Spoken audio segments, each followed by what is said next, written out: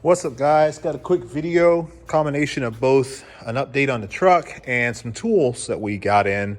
So hopefully I'm able to give both of my audience something that they will want to watch and hear about. So real quick on the truck, you see I've got the AN fittings and the fuel lines made up here.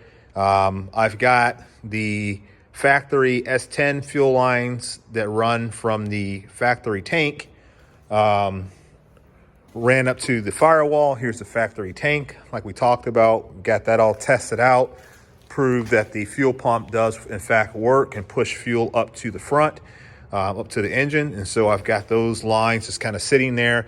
Ultimately, we're going to replace all of that, or at least we're going to take it back to probably middle of the frame and replace it with all new line. I've got like 20 to 30 feet of line, so I can do that. One problem I ran into today, I didn't order everything that I needed, so I have 3/8 to 3/8, which works for the return line, but the input line, I need to have a 5/16 to 3/8 AN fitting.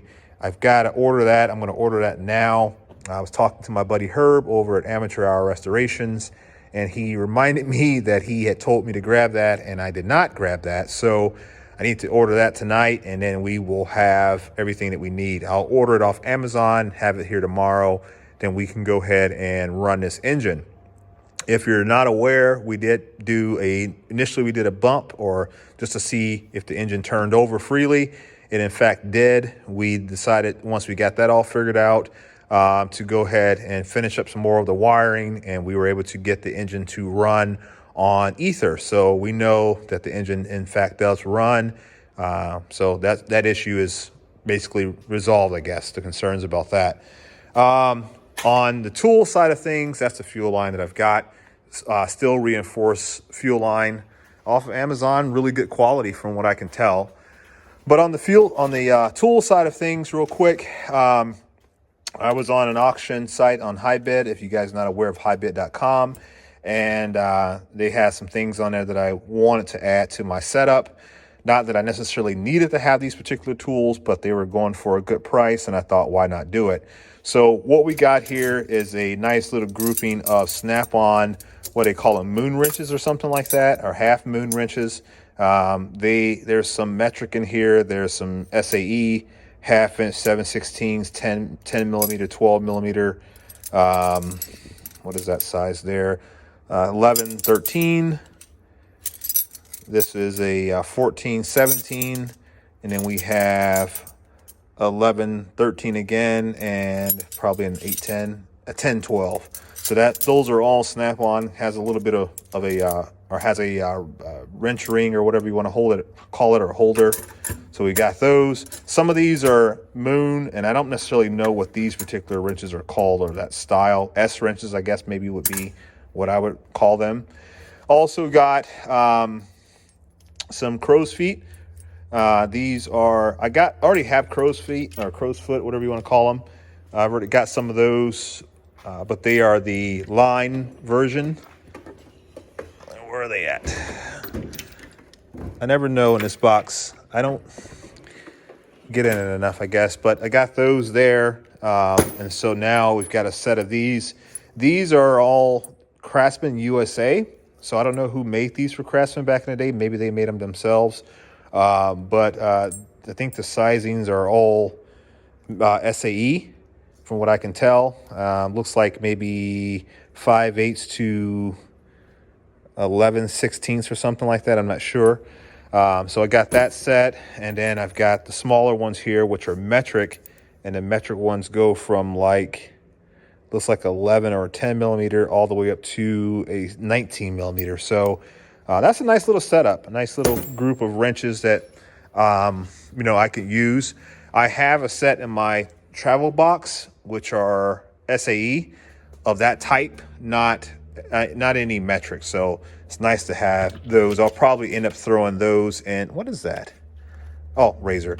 I'll probably end up throwing those in the salvage yard bin, and at least we'll have them.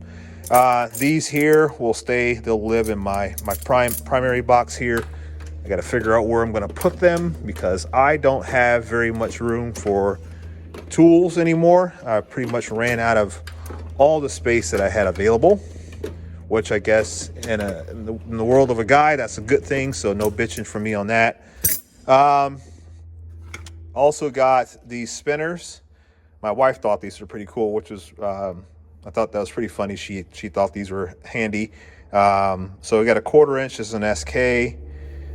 This one here is the kind you would hook up to like a breaker bar or something like that, and you have the little ability to turn it. But this is a Right tool, so shout out to Right tool. And then these smaller ones here, this is another 1/4 inch one. Oh, and that actually is, what is it? No, 3/8 1/4 inch, I guess. I don't know. Adapter for 3/8 is what it says. These are gear wrench. It's got a push button release on there. And then I've got one that's 3/4 inch drive as well. So just a couple little add-on tools that I picked up. Hybit, I'm telling you guys, that's a good website, man. I mean, you can go there and get some good deals on tools. If you're looking for something, I mean, granted, if you got to get it like right now, that may not be the website for you because, you know, you got to bid on it and you got to get it. And then if you're not local to where they're having the auction, you got to have it shipped. So it's just one of those things. You have to figure out what works best for you. But the website itself in general is a pretty good auction site. I don't have any complaints about what I've purchased from them. I'm just trying to go through and see if I thought I had some other stuff too that I didn't talk about on a previous video. But yeah, I got all that in.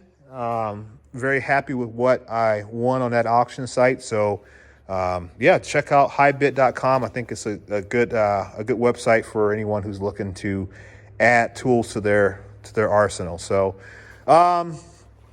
what else do we have? I'm still using that Olimo or whatever you call it. Impact wrench is out in the truck. I took that to the salvage yard this weekend or past weekend. That thing works really well, so no complaints there. And that's, well, I don't even know the case is that for it. But anyway, that impact gun is working out pretty good. I need to talk Herb into getting one of those because I think he doesn't have a 1/2 inch. I'm not sure if he does or not, but if he doesn't, we're going to get him to join the Olimo group and get him an impact gun. So, but yeah, guys, this is pretty much all I got tonight. I came out here, like I said, to work on the fuel lines, and then I encountered that one little hiccup, so I'll get that fixed tomorrow, and then we'll have that done.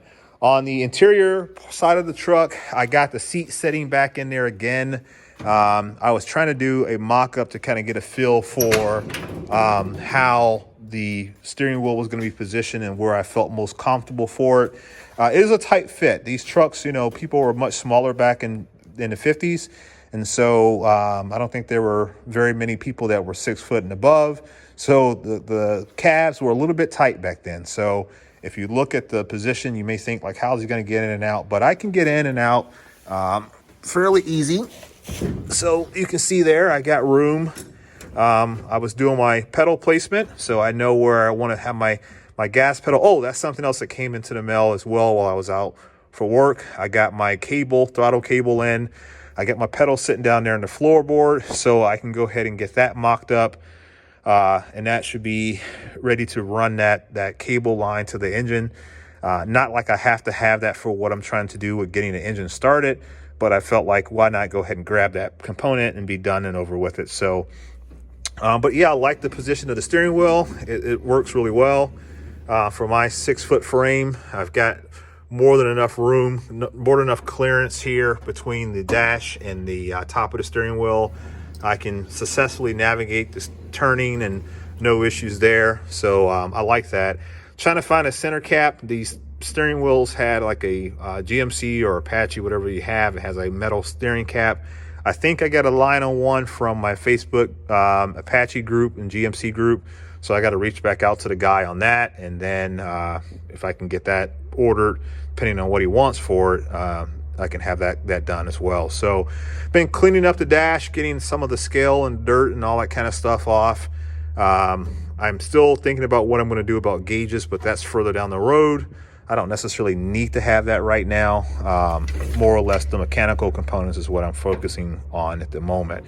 So yeah, it's coming along. I've got the sound deadening mat installed pretty much where I think it needs to be relative to the footboard here. I think I'm gonna take it up a little bit higher. I've got the backside of the firewall cleaned up in terms of all the old stuff off of it. That exposes a lot of the factory holes, and I can kind of run wiring and whatnot like I want to. So I need to take that out anyway. So I pulled all that stuff out, and then I'll run the matting up a little bit higher, and then I'll probably double layer it because that's where you're going to get your most engine heat. So I'll probably put one more layer on top of the base layer and just kind of double it up. Then we can order some carpet and get this all carpeted out at some point in time in the future. We still got to make the transmission tunnel because that's going to be an issue. I got to get that done.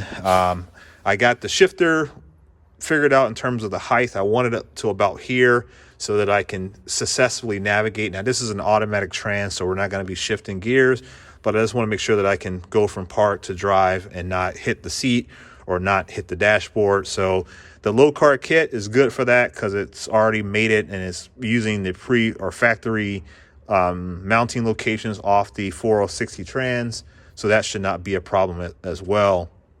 My buddy Herb also has a stereo for me. That's something that's further down the road, but I'll be able to put some tunes in here, get some speakers installed. These trucks didn't come with anything back in the day, if anyone's not aware of that. But you have to have, like this truck had like it had a stereo, but it was one where the speaker was built into the stereo. So we're not using anything like that anymore. But yeah, so that's kind of where we're at the moment. Like I said, I'm happy with where the progress we've made. We've got more work to do. We're getting there. So now that I'm back for at least a couple days, we're going to try to get as much done with my new position, my new company. There's a lot of travel involved, and so I have to take full advantage of what I can do when I have time to do it. So, all right, guys, that's it for tonight. Hope you liked the video. Make sure that you like, subscribe, and leave a comment. Peace.